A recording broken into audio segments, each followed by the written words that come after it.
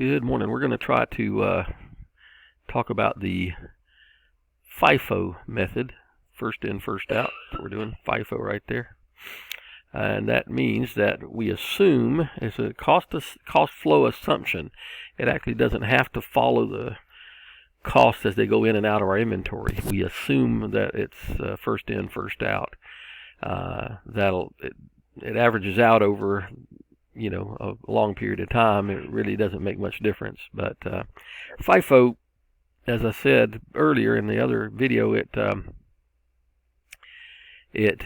takes the oldest stuff that we have in inventory, and we consider that as into cost of goods sold. That's the first items we sell. So in a time of rising prices, FIFO is going to give the lowest cost of goods sold and the highest ending inventory, because our ending inventory is going to consist of the latest stuff we purchased. So here's the data. We had a beginning inventory of 100 units at $50 a unit. We bought 400 units at $55 a unit. We sold 420. You don't really need to know this 85 unless you're trying to come up with revenue. This is not the cost. This is the price that we sold it for. So don't be confused by that. Then we purchased 120 units at 60. We purchased 200 units at 62, and we sold another 160 units. Forget the price. That's not important unless you're doing revenue. So we want to figure out the cost of goods available for sale. And really what you need to add up is just the beginning inventory plus all the purchases. So here's what we've got.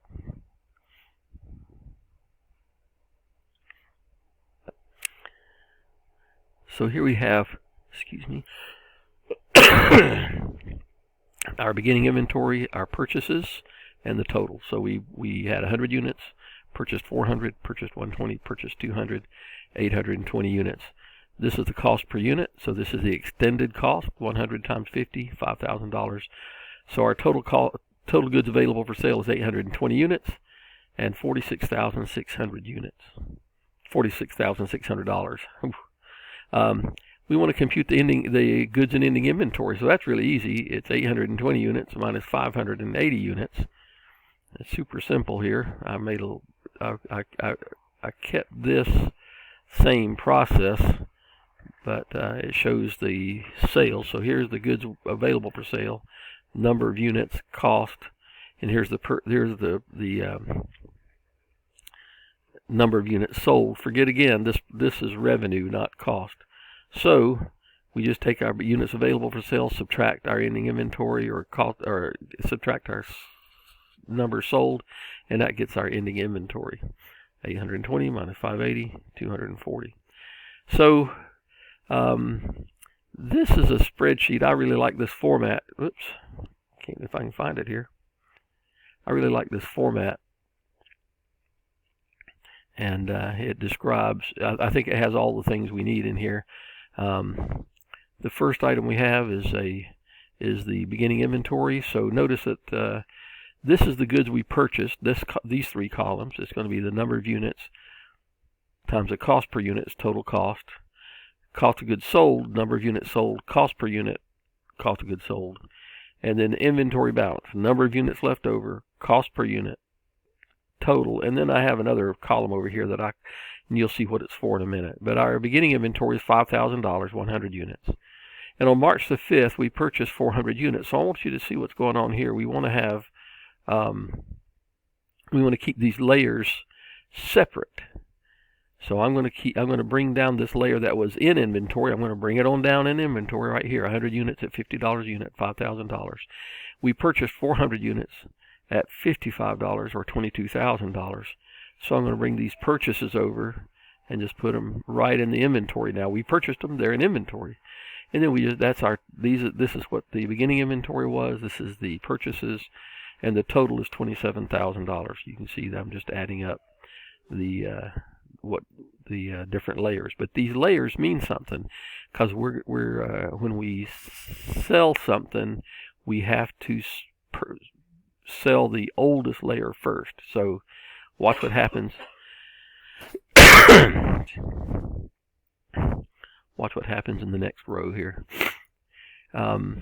On the 9th of March, we sold 420 units. That's the data they gave us. Forget this $85, remember. We sold 420 units. So we're going to pull from the oldest layer we have available. And so I'll sell 100 units at $50 a unit, $5,000. And that layer's gone. I can't sell anymore. But I need to account for 420 units. So since I've already got 100 accounted for, I'm going to bring 320 down from the next layer. So I'm going to sell 320 units at $55, and that's my cost. I'm assigning the cost based on the cost flow assumption. And when I get done, the number of units in the original layer is 0 because I sold all of them. The number of units in the newer layer is 80. I had 400, sold 320. You can see the equation. This number minus this number equals 80. So my ending inventory is simply this layer right here. We're going to do some more purchases, and we're going to create new layers. I'm going to leave this oldest layer in here. I'll just show you. The book likes to do that, and I really don't mind it so much. But here we are on the 18th. We purchased 120 units. I'm going to go ahead and bring down my old layers, 0 at 50 and 80 at 55. And then I'm going to purchase 120 units at $60. That's what we got over here. Purchased 120 units at 60, which gives us this layer. And now my inventory is the sum of all those, 4,400 and 7,200. On the 25th of March, we purchased another 200 units at $62. 200 times 62 was $12,400. And then I just bring that layer down under the rest of them so I can show the oldest, next, and finally the newest layer. So total of $24,000 in my inventory. And then I'm going to sell 160 units. Well, I want you to think. Pause the video and decide which layers they come from. We want to sell the oldest layer first. Figure out which layers they come from and what the cost of goods sold is. And then figure out what the ending inventory is, okay? Pause the video and see if you can work that out.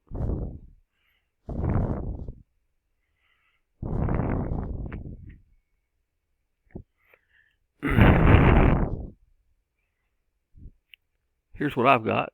I hope you did actually do that.